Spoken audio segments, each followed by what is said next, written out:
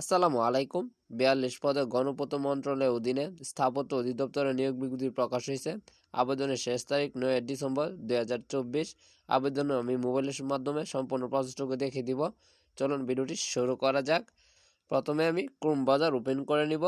Search বারে গিয়ে agriculture.teletalk.com BD লিখে সার্চ করে দিব। করার পর দেখতে পাচ্ছেন এখানে সার্কুলার দেওয়া আছে, উপরটাতে ক্লিক করে দিবেন।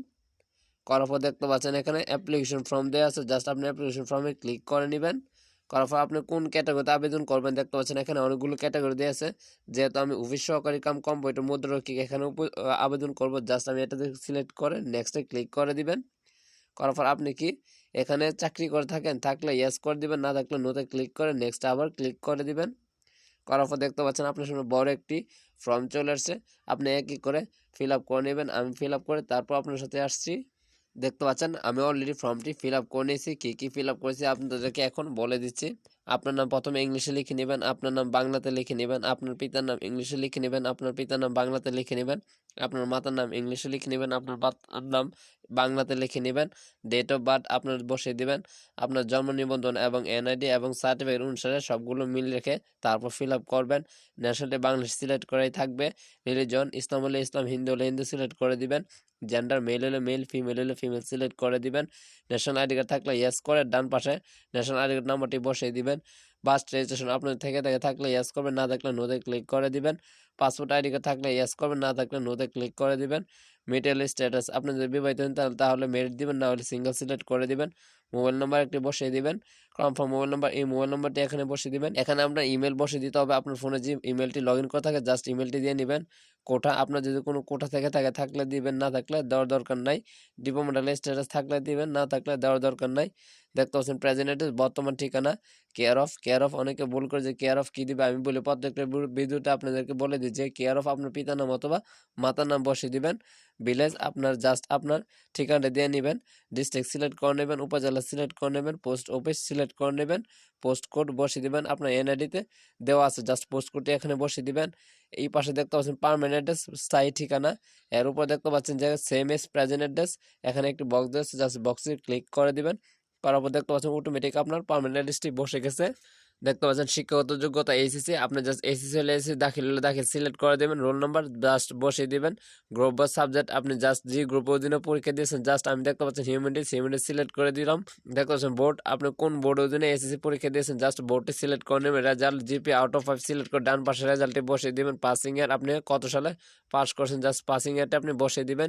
এসএসসি শিক্ষাগত যোগ্যতা আপনাকে এসএসসি শিক্ষাগত যোগ্যতা ফিল আপ করে নিতে হবে। রোল নম্বর বসিয়ে দিবেন, গ্রুপ সিলেক্ট করে নেবেন, বোর্ড সিলেক্ট করে নেবেন, result GP out of 5 select করে ডান পাশে রেজাল্টে বসিয়ে দেবেন, পাসিং ইয়ার বসিয়ে দিবেন।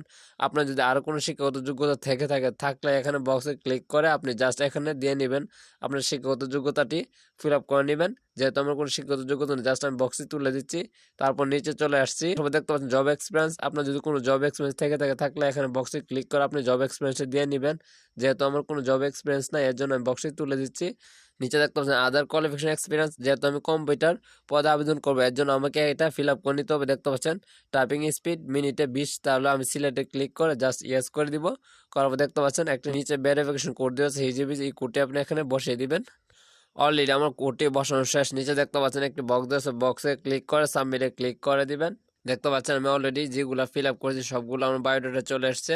এক এক করে আমার সবগুলো ইনফরমেশন চলে আসছে। এখানে দেখতে পাচ্ছেন আপনার যদি কোনো কিছু ভুল হয়ে থাকে তাহলে দেখতে পাচ্ছেন এখানে দেওয়া আছে change needed, click here two edit the application. এখানে ক্লিক করে আপনি সবগুলো আগের মতো এডিট করে নিতে পারবেন। যেহেতু আমার সব ঠিক আছে এর জন্য আমি নিচে চলে আসছি। দেখতে পাচ্ছেন ফটো এবং সিগনেচার আপলোড করতে হবে। অবশ্যই আপনার ফটো 300x300 পিক্সেল হতে হবে, সর্বনিম্ন 100 কেবি। যদি না জানেন কীভাবে আপনার ফটো 300x300 পিক্সেল করবেন তাহলে অবশ্যই আমার ভিডিও ডিসক্রিপশন বক্স থেকে জাস্ট ভিডিওটা দেখে নেবেন, তাহলে খুব সহজে আপনি ফটো 300x300 পিক্সেলে করে নিতে পারবেন। আপনার সিগনেচার 380 পিক্সেলে করার জন্য অবশ্যই আমার ভিডিও ডিসক্রিপশন বক্স থেকে জাস্ট ভিডিওটা দেখে নেবেন, তাহলে খুব সহজে আপনি ফটো এবং সিগনেচার করে নিতে পারবেন। যেহেতু আমার করা আছে এর জন্য আমি গ্যালারি থেকে জাস্ট নিয়ে নিচ্ছি, ক্লোজ ফাইলে ক্লিক করে। অলরেডি আমার ফটো এবং সিগনেচার নেওয়া শেষ। নিচে দেখতে পাচ্ছেন একটি বক্স আছে, বক্সে ক্লিক করে সাবমিটে ক্লিক করে দিবেন। দেখতে পাচ্ছেন অলরেডি আমার আবেদন করা সম্পূর্ণ হয়েছে। আপনি ইচ্ছা করলে অ্যাপ্লিকেশন কপিটা ডাউনলোড করার জন্য নিচে দেখতে পাচ্ছেন ডাউনলোড, জাস্ট ডাউনলোডে ক্লিক করে আপনি অ্যাপ্লিকেশন কপিটা ডাউনলোড করে নেবেন। কিভাবে টাকা পেমেন্ট করবেন। টাকা পেমেন্ট করার জন্য নিচে একটা ইউজার আইডি দেওয়া আছে দেখতে পাচ্ছেন, ইউজার আইডি ব্যবহার করে আপনাকে টেলিটক ফোনে টাকা রিচার্জ করে তারপর আপনাকে টাকা পেমেন্ট করতে হবে। প্রথমে আপনাকে SMS এ গিয়ে এগ্রিকালচার লিখে তারপর স্পেস দিবেন, তারপর ইউজার আইডি দিয়ে 1622 নম্বরে সেন্ড করে দিবেন।